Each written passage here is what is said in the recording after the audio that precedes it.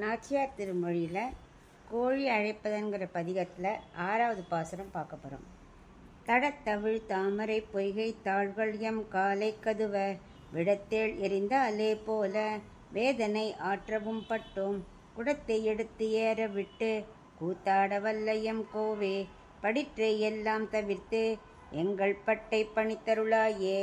இப்போ இதுக்குள்ள அர்த்தம் பார்க்கலாம்.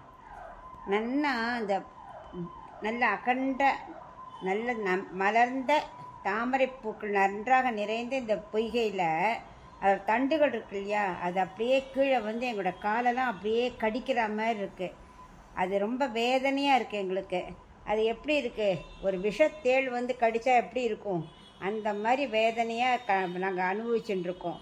நீயும் குடத்தை விட்டு எறிகிற குடக்கூத்தாடுறதுல ரொம்ப கெட்டிக்காரன். அப்படிப்பட்ட எங்கள் தலைவனே, நீ அந்த விஷமத்தெல்லாம் விட்டுட்டு எங்களுக்கு தீங்கு இழைக்காமல் எங்களோட பட்டாடையை கொடுத்துடு அப்படின்னு பிரார்த்திக்கிறான்.